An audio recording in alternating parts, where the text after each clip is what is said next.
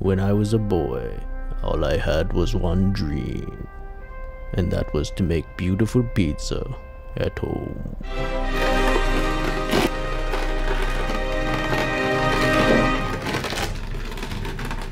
Hello and welcome to my pizza recipe. It's something I've spent a month perfecting, and it's in between a New Haven and New York style. I live in Los Angeles, and this is definitely better than any pizza I've ever had in Los Angeles, and you can make it at home in your own oven. This version will require a baking steel. Step 1. The dough. The ingredients are below in the description. They are measured out for one pizza. I highly recommend making more than one at a time. Today I'll be making 3. Play the music. Dough is something you have to let sit for 48 hours, so plan ahead. We'll start by measuring out our ingredients. I usually just use a really large Tupperware container. All-purpose flour, and I use the Aldi brand. Next I'll do the salt, and I usually do that around the edge. I've heard it helps your yeast grow. Next we're going to put our sugar, and I'll make a little hole in the middle for that. I'm doing all this on top of a scale, by the way, measuring as I go. Next is yeast, and I use the fast rising instant yeast from Aldi. I prefer the packets because every time I buy a jar I can't use it quick enough. Put the yeast into the middle with the sugar. Lastly we'll add our water. We're aiming for a 70% hydration, but it's something where the wetter it is, the better it is. So don't worry if you're adding a little bit extra water. With pizza we're really aiming for a really wet and sticky dough. Moist. So I'm going to mix everything up with a fork and just get it mixed as evenly as possible. Eventually it'll get too sticky and you'll have to use your hands. This dough is going to be extremely sticky once you get in there with your hands. That's totally normal. That's what we want. The main goal right now is to just try and get it all together in one ball. A lot of times I'll go in with a wet hand and that'll help with the stickiness for a bit. You're just trying to get it into one ball and knead it maybe 3 times before it quickly becomes too sticky to work with. Then we're going to cover it and wait for 30 minutes. We're going to let that dough sit and think about its life, and it should be much easier to work with afterwards. Okay, 30 minutes has gone by, and you should notice that the dough is much easier to work with. You're going to need a wet or floured hand still, but you'll notice that it sticks much less to your hand and you can actually knead it. We're going to knead it about 5 or 6 times. It doesn't need a whole lot of kneading. Just stretch it out, fold it over, and push it down hard. You can use a mixing machine for this if you want, but it's so little kneading that I feel like it really doesn't need it. We're going to cover that bad boy up and let it sit on the counter for another 30 minutes. So after about an hour of total thinking about its life, your dough should look like this. A happy, self-sufficient blob. Grab some containers for your dough. I just use old takeout containers because they're convenient and they're the perfect size. You want to find something that lets your dough expand outward by 2 times. We're going to oil our containers. You can use olive oil, but I'm using grapeseed oil. Don't forget to oil the lids. Put some flour down on your table, and we're going to take our big piece of dough and lay it out. We're going to cut it into equal pieces, and you can just eyeball it. You can kind of pick them up with your hands and feel how heavy each one is. And then you can adjust them so that they're even. There you go, 3 balls. Rub some flour onto your hands, and this next part we are going to ball up our doughs. You're going to want to roll the dough with your hands in a U shape and then pinching the ends and closing it off. After each closing, you're just going to turn it a quarter and do it again. This helps get all the air bubbles out of the dough, ensuring that we have a solid piece of dough. Oh look, there's an air bubble right there. Pop that puppy, get it out. You're gonna really want to make sure you're pinching the seam shut every time. Once you have a solid ball, go ahead and put that in the container and just move it around to oil it. Then you're just gonna rinse and repeat that with the rest of the dough balls. After we're done with that, we're gonna put the dough in the fridge. You're gonna want to let it sit 48 hours in the fridge and let it do its thing. If you're short on time, 24 hours works as a minimum, but you really get a little something with that extra rise. This is what the dough looks like after 24 hours. You can see it's expanded quite a bit and it's soft and not sticky anymore. It's something that you can let sit for a while in your fridge, and the longer you let it sit, the better it gets. So that's why I tend to make multiple at a time. You can see after 48 hours, the dough has expanded quite a bit more, and it is quite pillowy and soft and fluffy. You can poke into it and it bounces back really well. It kind of feels like it's full of air. If we lift it up and take a peek underneath, we'll see that the yeast was doing a lot of work. Next up is the ever so important sauce. And can we change up the goddamn music, please? I've been listening to the same stuff. Don't look at me like that. So the most important ingredient is crushed tomatoes. I use the Aldi brand because it scored really well in a taste test. It's also just cheap and economical, like everything at that store. God, I f***ing love that store. We're gonna use a 28-ounce can. Pour it right out into a container. Pick your favorite container.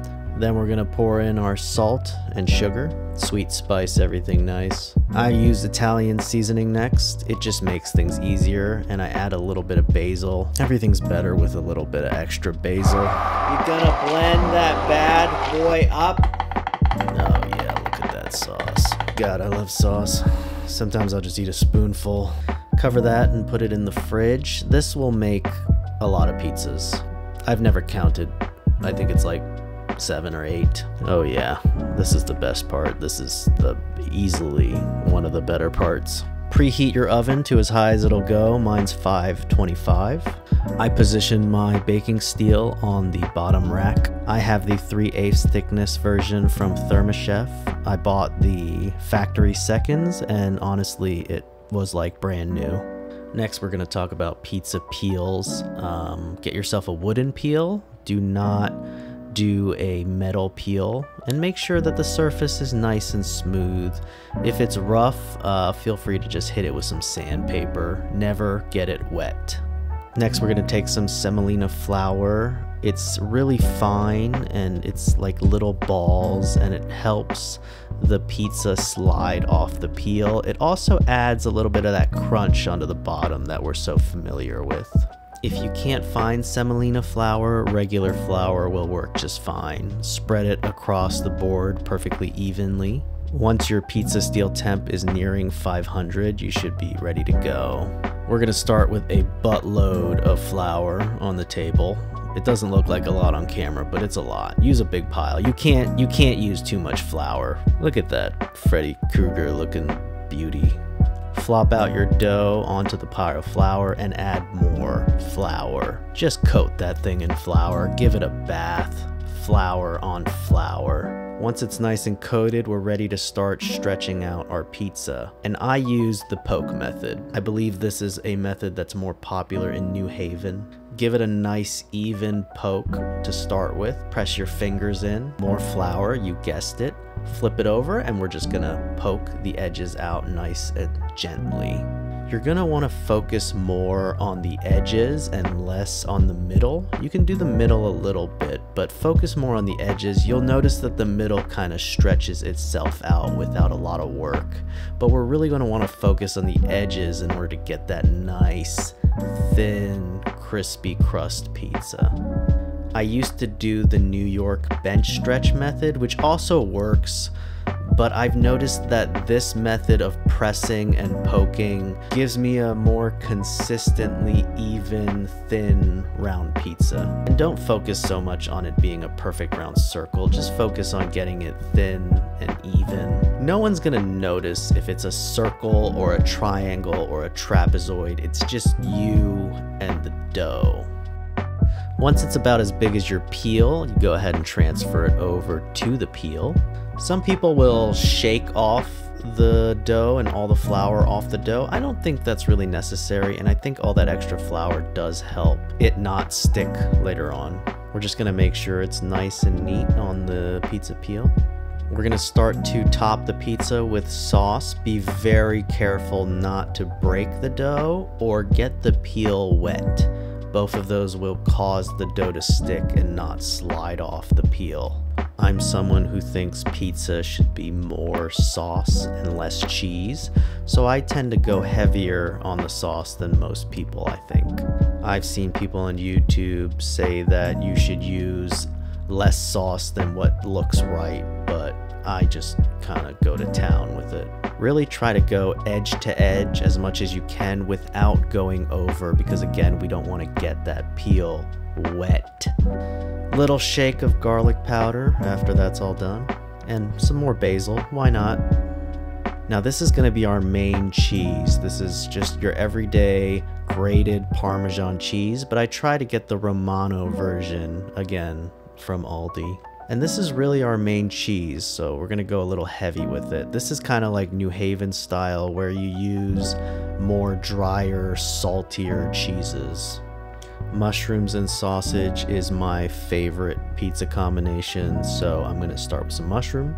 I just take regular sliced white mushrooms and rip them up, throw it on there. Next is some sausage. I love cheese-filled sausage, and it goes great on pizza. I just take a sausage and rip it up.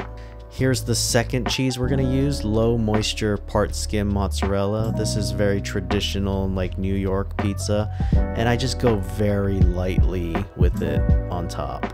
And then the final thing, which is really important, we're gonna top the pizza with oil. You can use olive oil. I use grapeseed oil because it's a little healthier, I think. This gives the bottom of the pizza extra time to darken while the top can stay nice and moist. So we're gonna give it a little shake just to make sure it's not stuck to the peel, and you can see it's moving, so we're good. And then you're just gonna shake that puppy off slowly onto the steel. This is one of the most satisfying parts. We're gonna bake it for 6 minutes and then check on it. This will kind of depend on your oven, so as you learn, this will be one of the things that you work on. So we're gonna check on it. I'm gonna lift it up and just look underneath and check the color of it. It's kind of a balancing act of trying to keep the top moist while browning the bottom. There you go, you have a nice pizza that I dare say is restaurant quality. The bottom should feel nice and hard, almost like you can just pick it up. Listen to the crust on the bottom.